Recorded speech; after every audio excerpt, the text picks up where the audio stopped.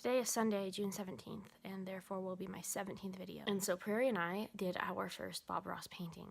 So I'm going to show the footage I took yesterday of me painting that, and then I'll come back and give you some things that I learned from doing my first oil painting. Good morning and welcome to my basement. The day has finally arrived. We are going to be painting with Bob Ross, with oil paints, and canvases, and paint thinner, and palette knives. Look, I've got a palette knife now. So we're gonna see how this goes. I'm gonna show you what we've got.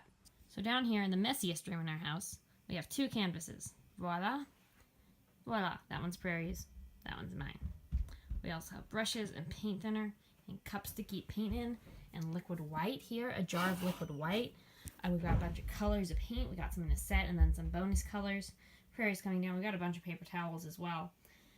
And yeah, we're just super excited to get started here. I'm going to try and get my camera set up so that you can watch as we paint.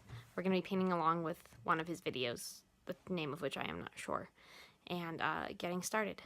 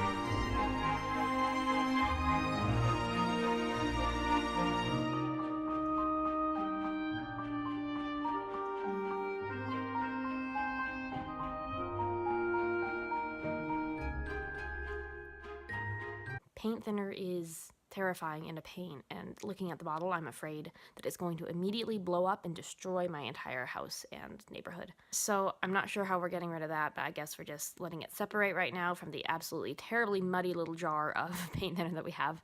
It's not really paint thinner anymore so much as it is a dark bluish, very, very thin paint. Yes, next time we paint, we're going to have more jars of paint thinner available to wash our brushes in, and also to, just use for mixing stuff, so it's not blue, it's blue. Blue gets everywhere, everywhere. Paint thinner also gets everywhere, so Bob Ross, he likes to beat the devil out of the brush to dry it out, which is really useful because it dries the brush out real good, but you got to whack it against something, and that it flies everywhere. So put it inside of a box, or preferably some sort of trash can where you do your whacking so that you don't get mineral spirits all over everything. Also, remember that you are not Bob Ross. If you are painting with Bob Ross, you may feel sad that your painting is not as good as his, but you are not Bob Ross. You are yourself, and I am myself, and I can't do what he can do with a 1-inch brush. Even though it's the Bob Ross official brand, I cannot do what Bob Ross can do with a 1-inch brush. But you make your mountains and your trees and your happy little world, and then what? I don't know what I'm doing with my painting. It's done. It's pretty. It makes me happy to look at. Will I hang it somewhere? I don't know. We'll see. But anyways, that's my first painting experience with Bob Ross and with oil paints, and it was amazing. It was super fun. I am hoping to do a lot more of it in the future. We're gonna see how that goes. I want to paint Gansey, but I feel like that would be a different method than Bob Ross's wet on wet, but I'm not sure. You could probably paint a cat wet on wet. So here I go, learning more about oil painting, hopefully recovering from illness. I'm skipping out on church today because I don't feel great. I'm gonna go edit this video and watch the World Cup. Brazil versus Switzerland. Cheering for Brazil because they got two of my guys from the home team. We got Gabriel Jesus and Danilo, and maybe someone else. Ederson's on the bench, I think, but he might come in sometime. Probably not. Goalies usually don't get replaced at any point during the game. That's a rabbit trail. Oil painting is great fun. I hope you enjoyed watching my stop motion. Not stop motion. Time lapse. Time lapse. I always call it stop motion. I don't know why.